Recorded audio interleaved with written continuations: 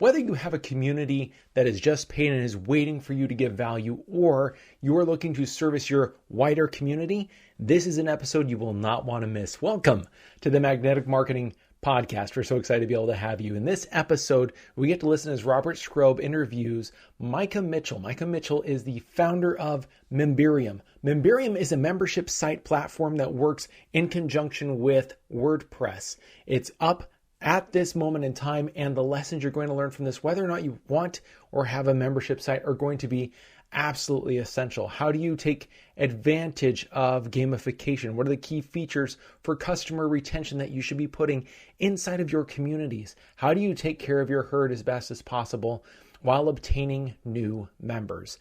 This episode on the strategies for improving your membership site with Micah Mitchell is one to take notes on. So let's dive in. I don't think there's anybody that has had a bigger impact in the field of direct response than Dan Kennedy. The legend of Dan Kennedy should be ignored at your own peril. They're not really lessons, they're kind of laws that you live by. Dan opened my eyes to what small business marketing looks like. Dan teaches strategic direct response that is timeless. His ripple effect touches people who don't even know his name. The world as we know it was changed because Dan Kennedy became obsessed with marketing. Welcome to the Magnetic Marketing Podcast with your host, Dan Kennedy. Membership sites have come a long way in recent years. No longer a password-protected website or time-released information, but today's membership sites can become a community, a place where your members can connect online to have conversations, get engaged, and really be an organization. It is separate and apart to what you provide, contributing their own content, and when done right, even bringing on members to your membership. Hi, I'm Robert Skrobe, president of the Information Marketing Association and author of the official Get Rich Guide to Information Marketing. Today's program are all about membership sites and how to use them to stop your members from quitting so you can generate stable monthly cash flow from continuity memberships. My guest today is Micah Mitchell, founder of Memberium, the go-to membership site plugin for WordPress. Micah has been the secret weapon behind the scenes for many of the biggest online marketers on the planet. He knows what happens behind the scene, what works and what doesn't, and has incorporated the best of all of that into the features of one membership platform called Memberium. It's a great pleasure having you today, Micah. Thank you, Robert. I appreciate you having me on. And one thing real quick, I'm sorry, I should have mentioned before, but it's Micah. And people call me Micah because they make fun of me, so it's cool if you want to. Well, Micah, I will work hard not to make fun of you, at least in front of you. Maybe behind your back it could be something else. No, it's cool. They're all friends, so it's cool. All right, well, thanks, Micah. So what is the power of membership sites in these info businesses today? I mean, what does it allow an information marketer do that can't be done with normal digital downloads, printed newsletters, emails, and events? So I think all of those things are kind of, the beginning of the genesis of what now goes into a membership site, because people will take that same valuable information and they'll put it online, including even the event. They'll either stream them or they'll record them. But what it allows you to do, unlike some of those things, is that it allows you to have kind of a storefront or an office or a home or a business space. You think most businesses that are brick and mortar, somebody can come in and interact and so forth. But with your online business, with your membership, if you're just sending things out, people are interacting with your stuff, but there's no kind of central place. And so membership is that, and there are so many advantages to that. As people are consuming your content, you can cross-sell, upsell, you can track what they are consuming, what they're not consuming to improve your content. It's just a whole other level. And I, used to do a lot of that stuff, so I've come from that game and I understand it, and that's where I say there's still a place for all that. You can still even mix a lot of that with a membership site, but the membership site becomes that central hub where you can get a lot of, synergy going with them either upselling or you encouraging them to promote you and so forth. And doing all this while they're consuming your content. So instead of sending them out the free report that they read kind of in their own environment, they come read or watch a video or whatever in your environment so you can influence them. So there's a lot you can do with it. It is pretty interesting. So for years, we would create an information product and then sell it and then ship it out to a client, and we'd have no idea which clients are consuming it, which are looking at it every day over the next several weeks, which looked at it for 2 days and then didn't open it again, and then maybe even the folks that set it aside for 3 weeks and then opened it, picked it up, and worked through it.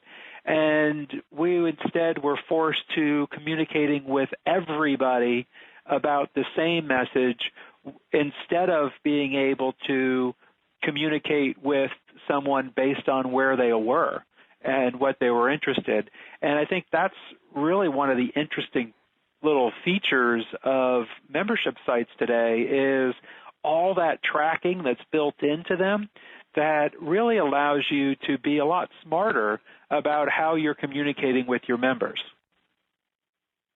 Oh, 100%. You can do some cool stuff, and we'll get into more of it later, but just like you're saying, being able to track and then react based on that, on the marketing side, on the product improvement side, and it's all pretty much a given now. I mean, that's the cool thing is when a few years ago when membership sites were still getting popular, they were still hard to do, they were becoming more popular, but the technology on the back end to say, I want to track all this and I want to show the person progress, it was quite a bit of work, and so that's come a long way, which is exciting for anybody who wants to do that. Now, have you seen that this makes any sort of difference in retention or upsells or ascension, being able to track and see how folks are interacting with the content? Does that make a difference for the marketer in terms of real money? Oh, yeah. So it's fascinating, really, because some of the things we found out, and one of the main case studies, a friend of mine did all the digital marketer certifications, and they use our software. And so my partner pokes his head in there all the time. He helps them with their stuff, and I poke my head in their app a little here and there to troubleshoot. But they are a good example where, yeah, they had information before, but now when they're selling these certification programs, aside from all the benefits that gives you, then being able to track consumption, basically, we found out some interesting things. Basically, the first login, you'd be kind of surprised. The first login is a huge determining factor. Like, so many people will buy a membership and not even get logged in. So there's this whole campaign basically now around just getting them to log in the first time, basically meaning, hey, we're going to follow up in every way possible to get you to log in until you do, so that we don't lose a customer for just because they couldn't get in, And it sounds obvious, like, okay, you want them to log in, but looking at the stats, the importance of that became obvious, where it's like, oh, wow, of those, obviously of those who do log in, the chance of them finishing is so much greater. And when you talk about the financial benefits, when you're tracking this consumption, then when you make upsells, you can make them appropriately. Because before, like you said, you had to talk to your whole list, everybody you sent the product to. But now you can say, well, let's time the upsell so that only for people who get to module 3, that's usually when they're super excited, they've gotten a couple wins, let's put the upsell there. Because if we send the upsell to somebody who hasn't logged in for the first time or who's stuck in module 1 or whatever, it's not going to work anyways. It might even make them upset.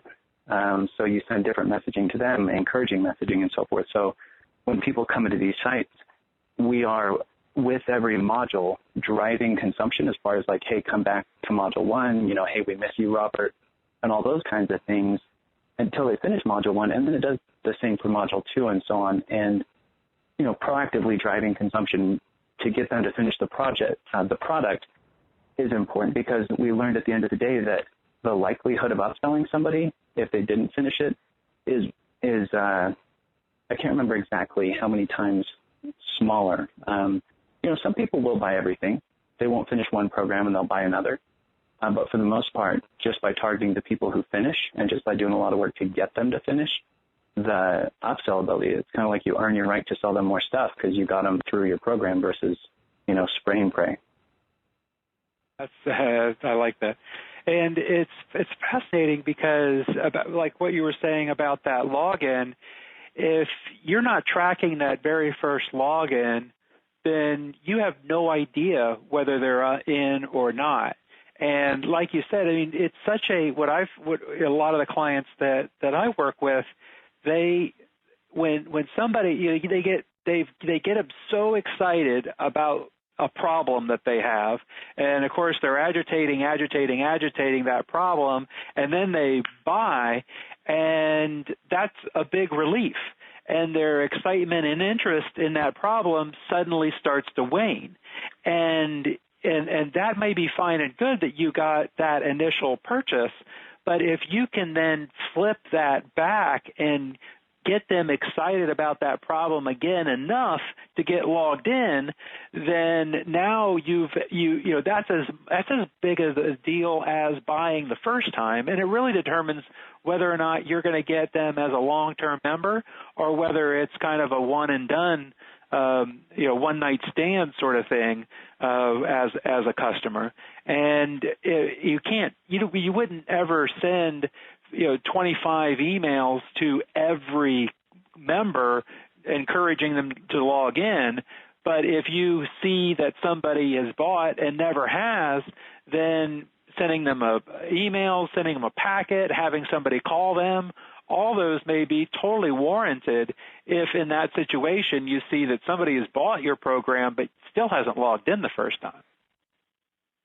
Yeah, exactly. And it's you mentioned them as a long-term customer. It's also your brand. I mean, your perception out there, whether they're going to refer or not, and where things are more and more social, more people are online talking about you and so forth. It's a big deal. So what are some of the new membership site features that are driving retention today that maybe folks haven't heard about or don't really know about? Yeah, so probably the biggest thing is, like we're talking about, the ability for the site owner to track the user, so they can improve their product. But it's also on the user side to track themselves. So, some of you listening might have been in a site where there's a progress bar, or you watch Netflix, right, and you can kind of see the progress bar, the video that you're on and stuff like that, where now they're trying to make it better for the user. So when the user comes in and they go and they take a lesson and they leave and they come back, they know where to start again versus, I log into this vault, which sounded cool when I bought it because there was 100 videos, but now I'm just staring at a wall of 100 videos and I can't remember what I watched or didn't watch and where to start and all this. So a lot of the new stuff in membership sites is, hey, user, here's your progress with progress bars, with green check marks next to the things you're doing. It's giving the user a quiz so that after they watch the content, people talk a lot about video tracking. I want to know when they've watched 50% of my video and so forth.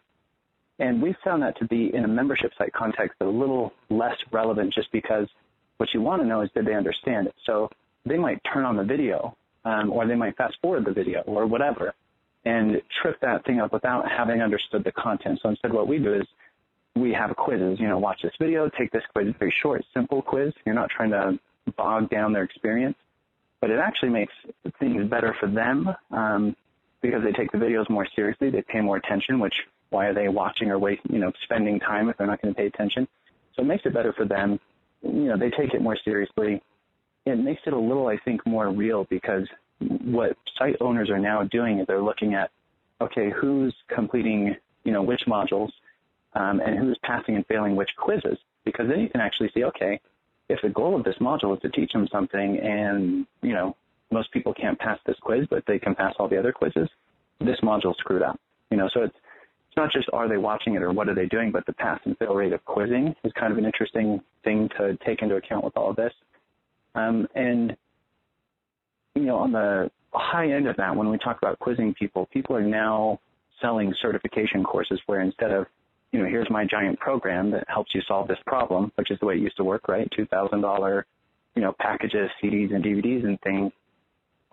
Now what's really being more successful that I'm seeing, and not that the other stuff still doesn't work, but people are selling certification training. So, come get certified in whatever it happens to be. And it might not be appropriate for every industry, But what it kind of implies during the certification is that, hey, we take this course very seriously. At the end of the course, you can be certified, you can have a badge. There's a lot of benefits to the end user to get certified versus just having taken a course, but also the positioning for you, the course owner. You know, if you look at two courses, one's a regular course and one's a certification training course, most everybody is going to take the certification training course more seriously, probably place a higher value on it, and probably if they start it, you know, get through more of the content. So, sorry to hop around a bit, but yeah, they call it e-learning is kind of the term for most of this, or a learning management system where it's no longer just, hey, you're buying content, here's your content, that's all. It's, I have to develop a really nice experience for you to come in and enjoy the content. You know, smaller, sharper, punchier videos, and all of that mixed in with a really cool, nice site where you can follow your progress. It's easy to get in and out of. I don't know how else to say it except that the content itself is becoming commoditized, so it has a lot to do with the experience.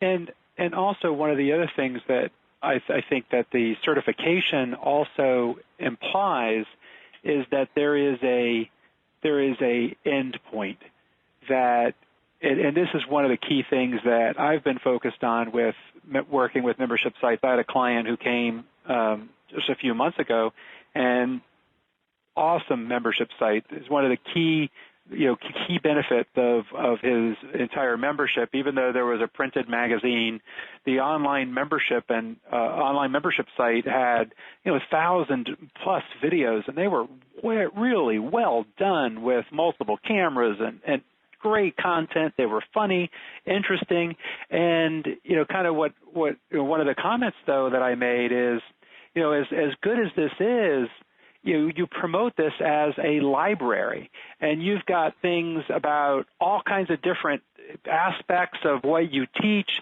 Nothing is really very well organized.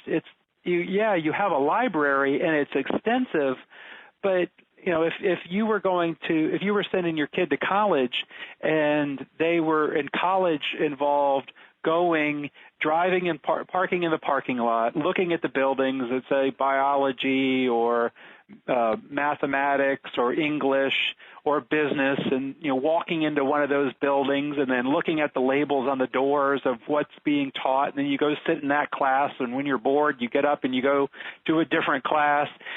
Would very much school get done?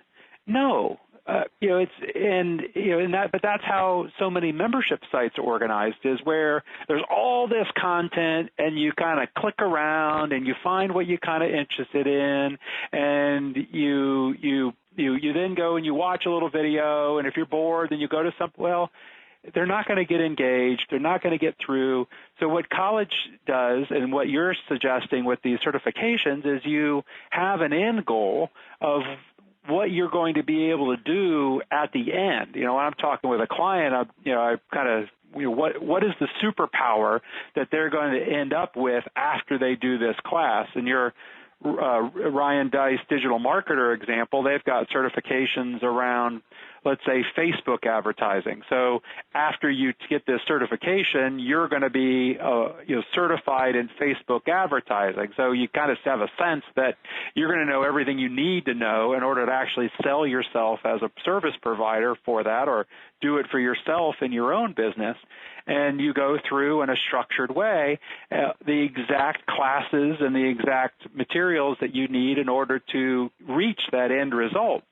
And it not only improves execution, but it also improves sales, because people want to buy it because they see that they see the end point, and they can visualize themselves with that and what they might be able to do because of it, that they don't visualize because they have access to a library.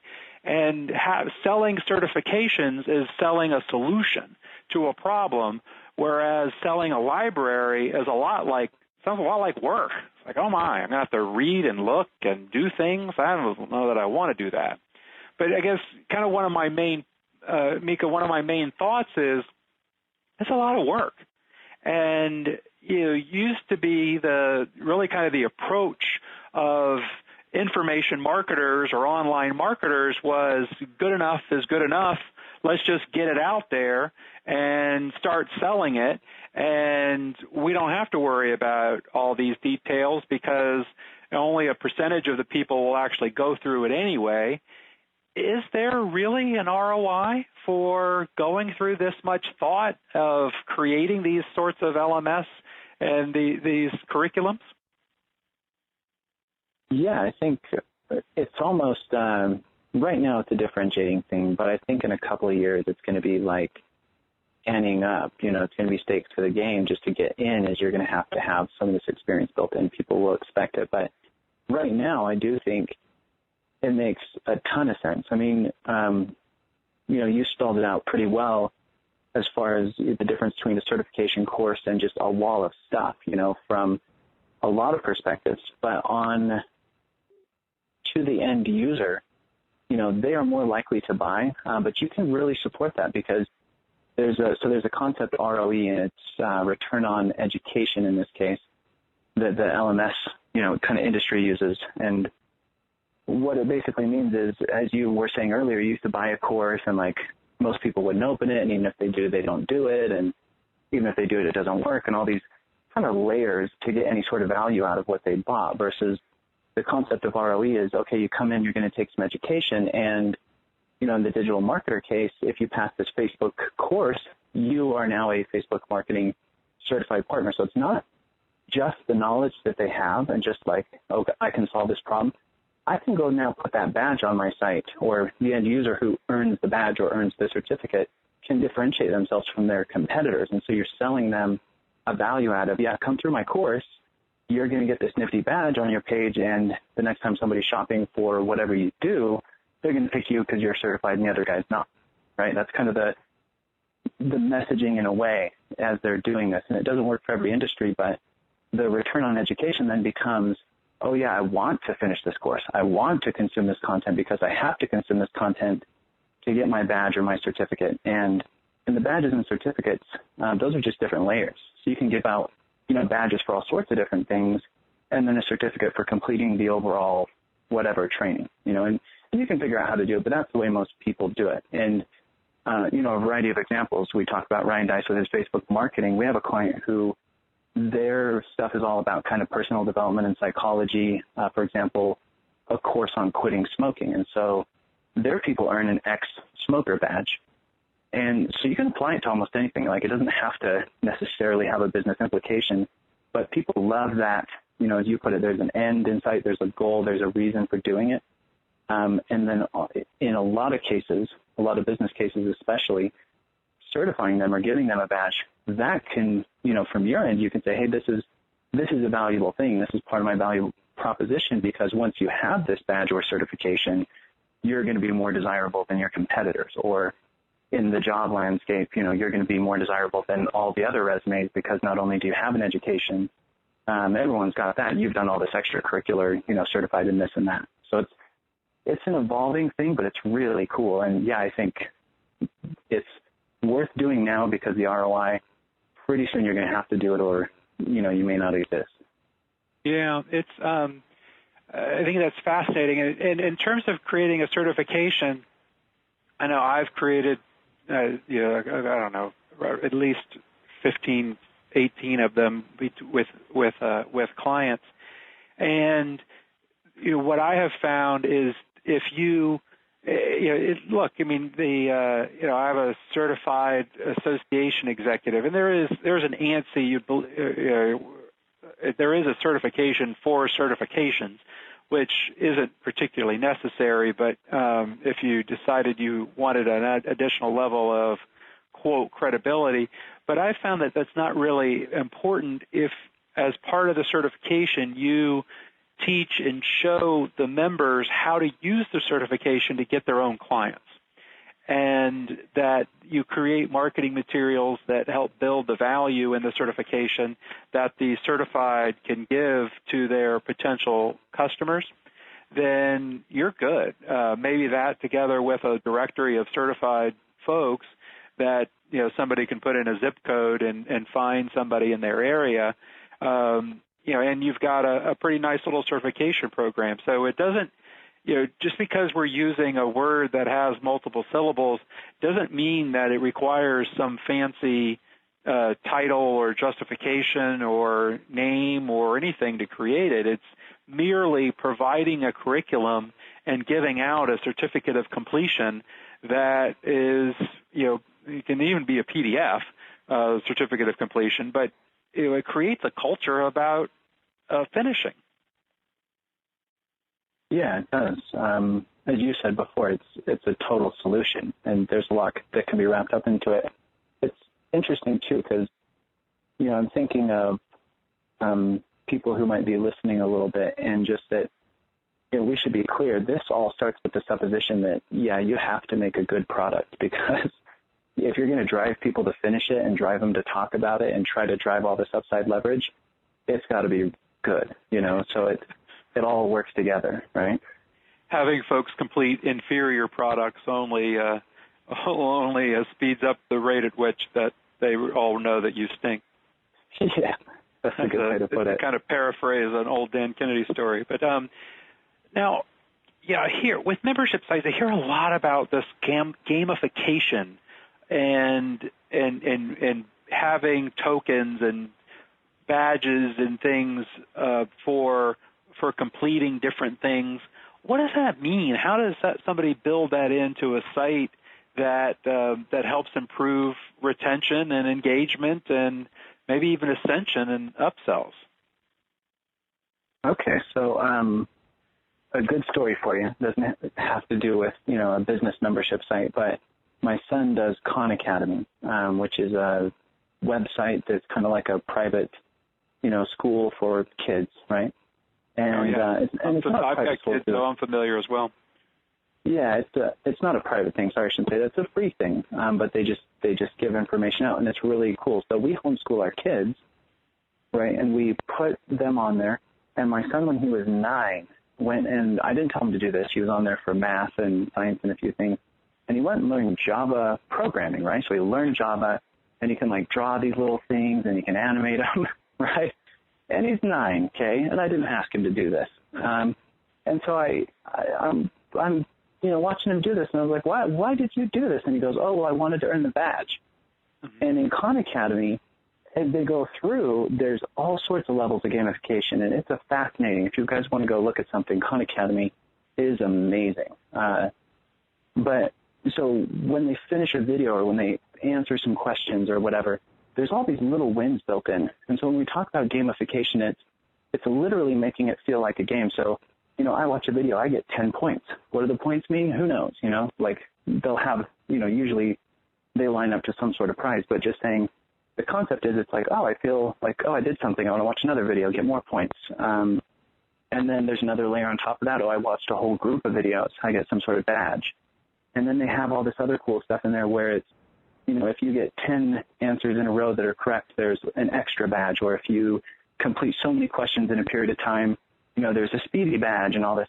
And so they've made it such a game that the kids are in there just learning all this stuff. We didn't ask them to learn. He went on to learn so Java, JavaScript, some CSS, some HTML, and he's just doing it for the badges. And so I know he's a kid, but that's human nature, and what works for the kids is going to work for the adults as well, especially, if they can, I'll say, justify it by saying it's for business. But, most people like that. And what's cool about it, too, is even for the people who don't, again, it does position what you're doing as more serious. So even if somebody doesn't care about the badge or won't admit they care about the badge, just having some sort of sense of, I am here, I'm going there, here's my progress, I know when I got here because this thing popped up, is good for the experience.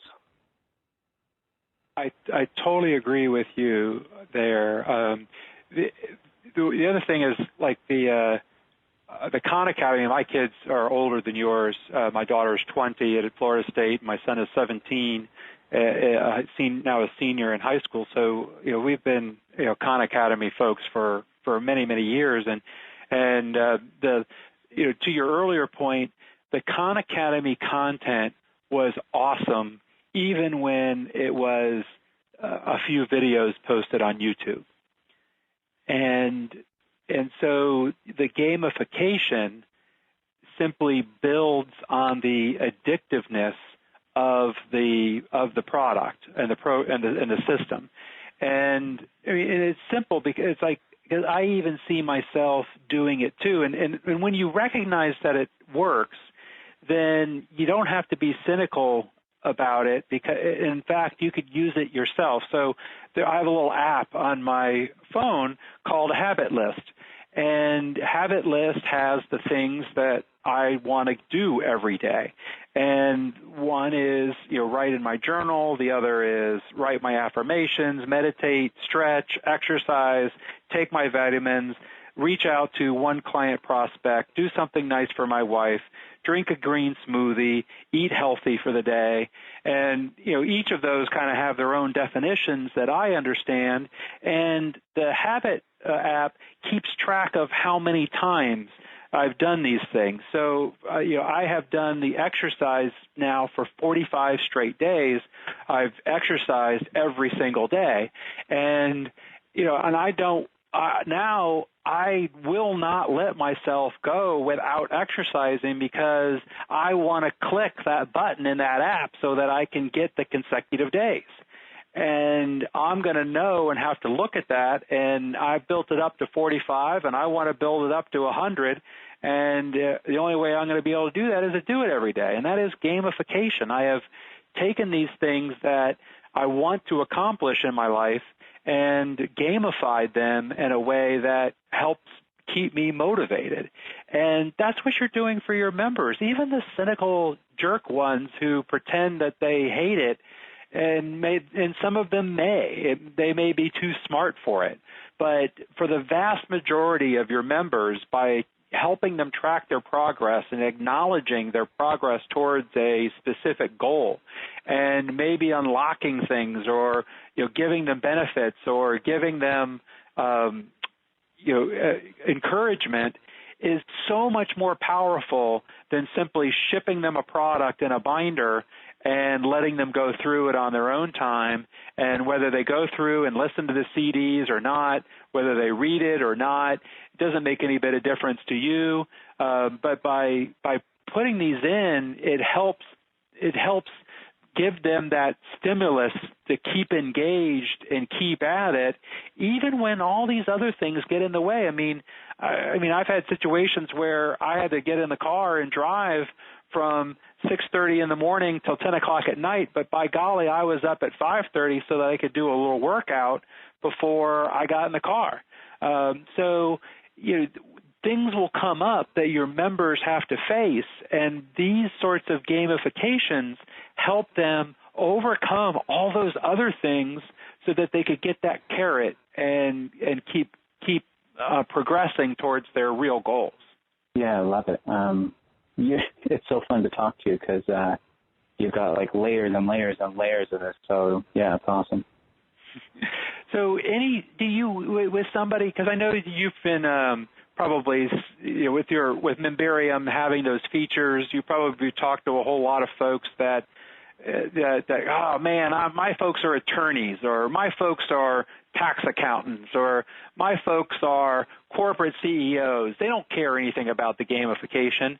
Do you have any thoughts, any things that you would say to somebody who thinks that their members would be cynical and hate this gamification idea?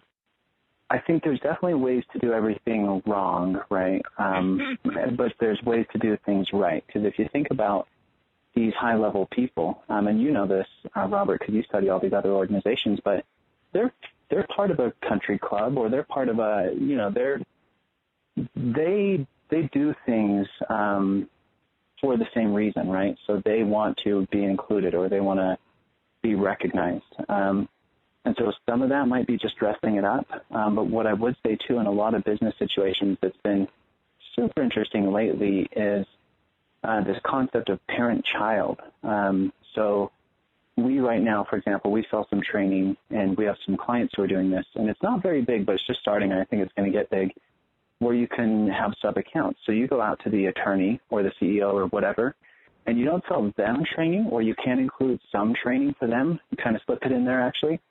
but you say, hey, this is for your front desk person, or this is for your, whatever. And you, the attorney, you get to see your secretary go through this training and learn how to take inbound calls and make sure and collect information accurately and, follow up and so forth. And you get the oversight of that. So it's been interesting. And I've just thought about this some, but there's a flip side of this where the person who may not want whatever it is, they do want it for their people. And with this parent-child stuff, they can go in and they can just add other users to their account. So you sell them a training that includes 3 other user accounts. And the reason you have to have the other user accounts versus a traditional membership site is, keep in mind, everyone's going through their own, quizzing and tracking and so forth. And so you don't want them tracking on top of each other or screwing up where each other is in that process. And so, yeah, you can have them separate, and then the admin can get, for example, their quiz results. So there is an element of it that you can sell them on, hey, this is really for your team. But I think also there's definitely an element of it where you can just dress it up, because they may not take, like badges and points and whatever if it looks like a video game, if it's kind of chintzy. But if it looks like their American Express points or their, gold card or whatever, they're not totally against data symbols. It just has to be kind of done the right way. Nice. That's very smart. And that little tip on selling them something for their employees to do is brilliant, because in a traditional information product, if I've bought all kinds of courses and I'll hand it off to an employee and the employee says they did it and read it, I can't necessarily tell that they listen to the CDs unless I sit there and listen with them. But with a site, if there is a certification where they've got to answer a few questions, then I've got a much better understanding of whether or not they did it. And I had a client that did this back in 2007 for the restaurant industry, and they sold this program to help grow and do restaurant marketing to restaurants, but the whole program wasn't at all for the business owner, the restaurant owner, to do. They were instructed to hand it off to their best hostess and let their best hostess go through the training, complete the certification, and then implement it, and that the system would walk their hostess through doing it. And the thing killed. It was great, because the restaurant owner, never in a million years, a whole market of them weren't going to sit down and do training, and they knew they wouldn't, or they knew they wouldn't ever implement it. But the idea of handing it off to their hostess to do it sounded like a great idea. And very often the hostess was more effective at implementing it than the business owner would have been. So I love that idea, something that it's been a little tool in my toolbox for years. So let's back up a little bit and talk about getting new members. Certainly while we want to hold on, we want to have all on our members, and we want to have all these whiz-bang features that are addictive, we also need to put new members into the membership. So for membership sites, for these types of systems, what sort of offers do you see folks using that really seem to be working well? So after trying all sorts of sales things myself, I know that most any sales tactic can work, and this is myself and for clients as well, but almost always the ones that do really well are ones where the product is obviously good, and then the sales funnel has some type of, experience it before you buy it or have a look at it, because then obviously if what they experience is what they want and they buy it and everything, it's fantastic. And not only do you get a lot of it, but you keep them.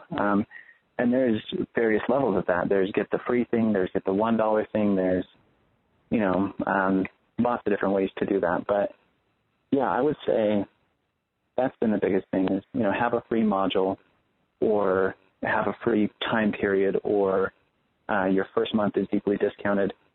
And all of those, of course, work to the degree that the content is valuable, because they're going to come in, they're going to try that free stuff out, and they're either going to stay in and convert, or they're going to leave. And I think that was with the gamification, with how much you can track what they're really consuming, what they're doing, now that's a really, much more concrete way to do things, because I think before everybody probably wanted to do it that way, but you didn't really have the data, right, as you were onboarding those trials. And so trials were always a risky venture of, okay, I know, I'll probably get more people if I give it away for free, but are they just freeloaders? Are they going to stick around? Like, what's going to happen, right? And yeah, so most of it has been, and I know for me, for example, right now on my site, I've got the first module is free, but the first module is, when I say first module, it is part of a bigger thing. So when they're done with it, they get that win, but they realize, oh, this win is just one of a few wins I could have that are all part of a whole bigger win. And so when I talk about, giving them a trial or letting them taste it or try it or whatever, it's about not just, hey, here's something and it's good, because there's lots of free reports and free videos. There's lots of good stuff. It doesn't get them to buy.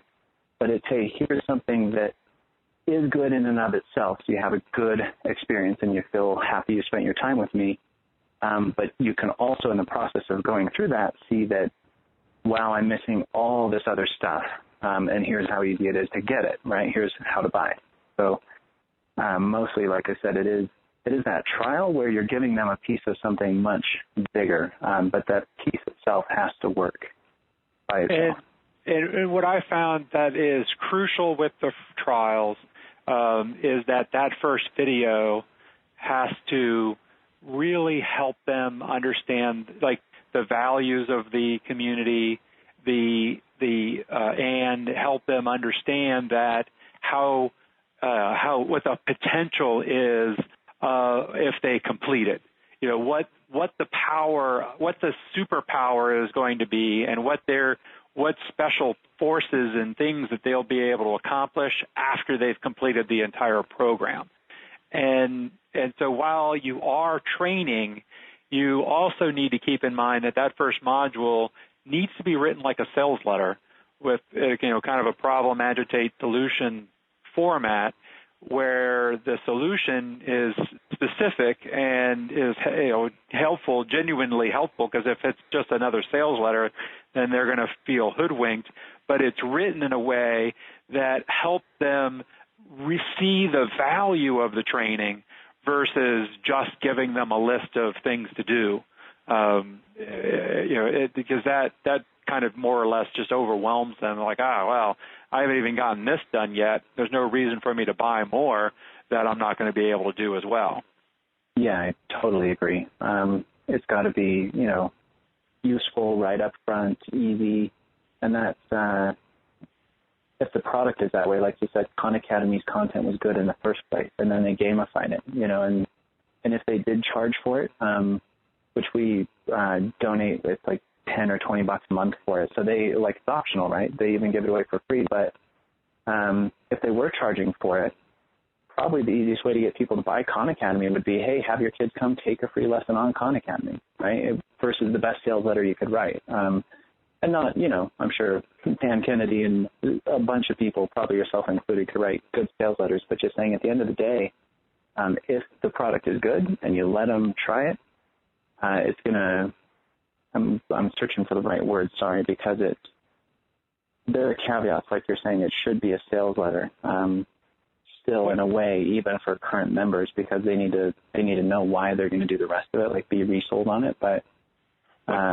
what the free trial does is it helps overcome the threshold as resistance, where, like, if you're in a pool saying, come get in, the water's great, there's a lot of resistance by that person standing on the deck to getting in the pool. But once they're in the pool, then they'll be there for the whole day. And that's essentially what you're trying to do with the free trial offer, is make it easy to do that first leap and show them how much fun it is now that they're in the water. Yeah. I have found, though, that and worked with, I still work with plenty of clients that have free trial offers and grow those businesses. I have found that the gift with purchase offers have been performing better in the longer term, that in terms of retention, so that when folks instead of joining for free, they have to pay to get in. They seem to be better engaged, and so I'd be curious to trade numbers with you sometime and see what's going. Try to track that, maybe even split test it on a couple of sites and see which ones perform better, because I'm more and more I'm moving away from the free trial offer. So it's interesting that you say that it's still a go-to thing, because it certainly is very well represented and a lot of folks use it. Now, what are some of what's the biggest mistake that you see when somebody is launching a new membership site, either as an add-on to their existing information business or as a business unto itself? So there's probably two big ones. The first biggest mistake is I think they try to do too much at once. They hear something like this where we talk about all the cool stuff, or they see some other speaker presentation or site that they want to model or they think is a good idea out the gate. So on any new site, even on my own, having done this for a long time and being good at it, I was fully aware of all this stuff. I had done it for clients already a bunch of times, and when I made my own, I started first version, just the content, just the basics. And then I kind of layered on to where we do have badges and points and certificates now, but most people don't understand when they see these sites that grew over time. That had to evolve. It didn't just pop up that way. And so the problem with it, and the reason I say that's so important, it's not just like save yourself some time. I've seen people overbuild membership sites many times and then not be able to sell very much of them. And it's just the worst thing, because you've committed to this whole thing. You've spent the time to do it, and you're committed to supporting just a few people for very little money. So that's one of the biggest mistakes. And what I'd recommend people do is there's a lot of simple steps. I mean, you can test whatever you want to make as a membership site. First is a free report. You can test it as a webinar or a series of webinars, or a free video series just to track consumption and whatnot.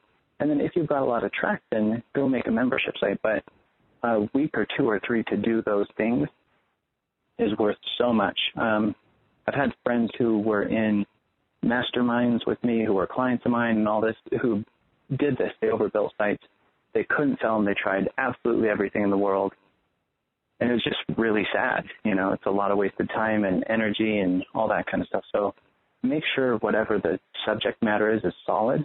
And as you go forward, like I said, if you do a webinar or webinar series or video series, you can later charge for it, but initially just give it out to see if people are interested. And if it passes all those checks, go ahead and invest in a membership site. But that is for sure the number one mistake, because what I would encourage you guys to do too, even if you are going to do a site, is make it simple. Make it as simple as possible to get off the ground and learn as you go. A lot of people will just get stuck. It's so hard to do all these layers of technology if you are brand new. They're not, the worst things in the world, but if you're new, it seems like, foreign language, rocket science.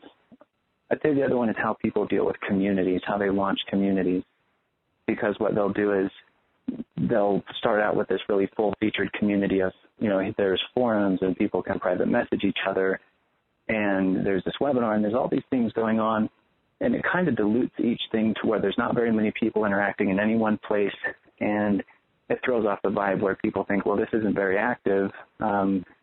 Maybe this sucks and I shouldn't be here, So one, making sure your community is kind of limited, having a focus. And 2 is when you launch it, understanding that you have to launch at mass. So you can't do kind of a trickle, like I'm going to pick up a few members a month to get going and have a community, or you shouldn't, because it'll be really boring in there. If you're just starting and you want to start with the community, I would start with a launch, because then you can dump a bunch of people in there to get started. If you've already been going for a while, or maybe another alternative is start without a community, and then once you have a group of members, add it so it can have some sort of mass. And when you do the community, this is the other thing, people typically will expect the community to kind of do its own thing. So for people to come in and post content and people to interact, and that's usually not the case. So I had a client who it's a stock trading business, but it's an older couple, and it was interesting to me when I came back after a little while, they had this super active community, and they didn't have a lot of members. And I asked how they had gotten this done, because most communities I've seen, are just not that active with even more members. And she said, oh, well, when my husband launched it, he just decided for the first 3 months he was going to do one thing in there a day. So he'd make one little post or one little video or one little thing. And so he just knew to get the thing off the ground, he had to interact for 90 days. And after doing that, then he built up the critical mass, and people were used to talking, used to posting, used to going in there. So just, start small. And then also on the community side, either start small or just know that you have to have a bunch of people in there, and you yourself have to be active to get off the ground. So hopefully that's helpful. Yeah, no, that's really smart. Wow, Micah, thank you so much. Both of those, those can save a whole lot of hassle and aggravation, and probably the community idea, while it's critical and important to build a community within, and it's going to be a huge retention tool, setting that up shouldn't be the first thing you do. And as your advice even to you deliver a few videos for free and generate some traffic and interest before you then try to create a paywall and sell those. And even when you do that, keep that simple and launch that before. While all those tools and bells and whistles will improve a business and make it grow, when you're just launching, keep it simple on yourself and grow into that as you have more folks coming on board. Yep, couldn't have said it better. Micah, thank you so much for taking your time today. This is certainly very, very helpful and insightful discussion, and I certainly enjoyed it. Well, thank you, and I had a lot of fun, so I appreciate you having me on. Thank you for listening to the Magnetic Marketing Podcast with Dan Kennedy. If you love hearing in on these lost Dan Kennedy talks and speeches and calls, then please let someone else know about this podcast. That's how you can help it to grow. And the more it grows, the more free Dan Kennedy we can bring to you.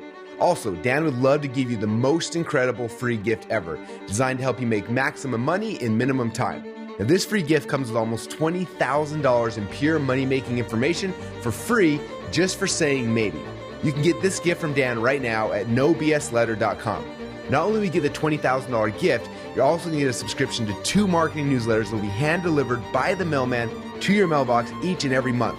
One from Dan Kennedy and one from me, Russell Brunson. To get this gift and your subscription, go to nobsletter.com right now.